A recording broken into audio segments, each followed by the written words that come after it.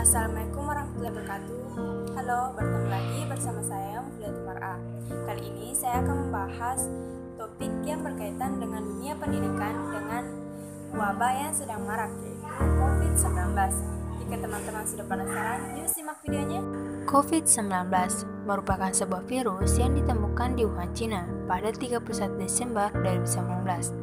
COVID-19 diketahui awalnya hanya merambat di Cina, hingga kemudian masuk ke beberapa negara lainnya melalui jalur penularan yang dilakukan oleh manusia, seperti kontak langsung berupa berjabat tangan atau menyentuh benda atau apapun yang telah disentuh oleh pasien atau orang yang terinfeksi, hingga akhirnya merambah ke hampir seluruh negara di dunia, termasuk Indonesia, dan dinyatakan sebagai masalah pandemi oleh WHO dengan jumlah kasus sebesar 29.175.454 yang terdiri dari 927.984 orang yang telah dinyatakan meninggal dan 21.018.176 kasus pasien sembuh di seluruh negara di dunia.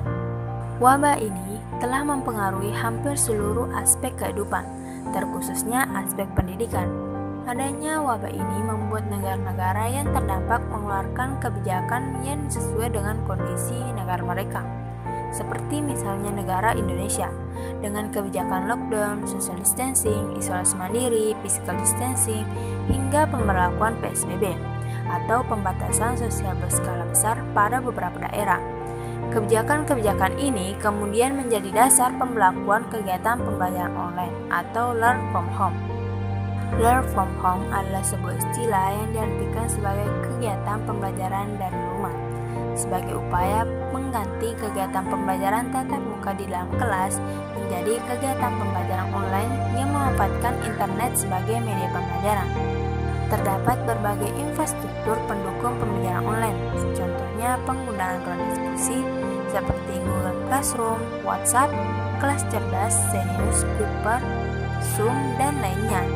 Di Indonesia sendiri terdapat layanan dengan penggunaan sumber daya lokal, yaitu saluran televisi untuk edukasi seperti pada saluran TVRI yang digunakan untuk menyiarkan berbagai konten-konten yang mengedukasi yang dilakukan secara nasional dan disiarkan berdasarkan jenjang pendidikan yang sudah terjadwal dan sesuai dengan kurikulum pendidikan di Indonesia.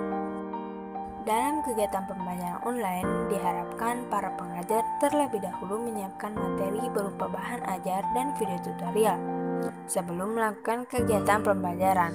Begitupun pelajar harus belajar lebih semangat dan giat agar dapat memahami materi dengan baik. Namun, proses pembelajaran online ini belum terlaksana dengan maksimal. Hal ini dikarenakan ketidaksiapan dosen, guru, murid, dan mahasiswa, baik dari segi prasarana ataupun fasilitas penunjang kegiatan pembelajaran online, sehingga dibutuhkan adaptasi tentang pembelajaran online. Setelah beberapa bulan dilaksanakannya kegiatan pembelajaran online, ternyata terdapat kekurangan dan kelebihan dari kegiatan ini, yaitu dengan pembelakuan pembelajaran online ini diharapkan setiap elemen dalam pendidikan, baik pelajar maupun pengajar, tidak melupakan kewajiban pembelajaran di sekolah ataupun kampus. Namun nyatanya banyak dari para pelajar yang mengeluh dan tidak siap akan pembelajaran online. Hal ini dikarenakan adanya berbagai kendala yang dialami, seperti gangguan dari sinyal, pemahaman akan materi yang disampaikan sangat kurang, banyaknya tugas yang diberikan dengan batasan waktu pengumpulan atau deadline yang singkat.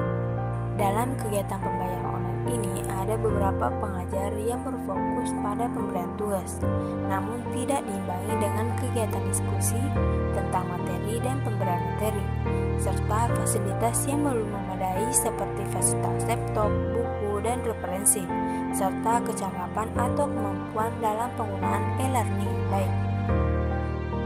Ditinjau dari berbagai bidang atau aspek yang ada, kenyataannya COVID-19 merupakan musibah yang berdampak negatif ke hampir semua bidang atau aspek kehidupan manusia.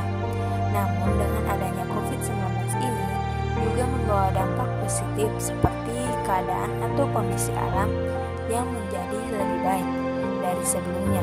karena polusi udara dan segala kegiatan manusia yang memperburuk kondisi atau alam sekitar. Sedangkan pada bidang pendidikan terjadi percepatan transformasi digital di era 4.0 yang awalnya ada beberapa pelajar dan pengajar yang masih belum melek teknologi. Dan sekarang karena diubahnya pembelajaran tatap muka di kelas ke pembelajaran online dengan penggunaan teknologi mengharuskan semua elemen di bidang pendidikan untuk bisa beradaptasi dengan kondisi pembelajaran pada masa pandemi saat ini. Alhasil, saat ini sudah lumayan banyak pengajar dan pelajar yang mulai mahir dalam menggunakan teknologi dan memanfaatkan teknologi sebaik-baiknya sebagai media pendukung dalam kegiatan pembelajaran online. Banyaknya kendala dan keluhan yang dialami baik dari sisi pelajar dan pengajar membuat pemerintah terus melakukan perbaikan, inovasi, serta bantuan agar pendidikan di Indonesia bisa berjalan efektif dan efisien, serta terdapat semangat untuk belajar dan mengajar. Sekarang giliran kita sebagai calon penerus generasi bangsa untuk berjuang, belajar di tengah wabah COVID-19.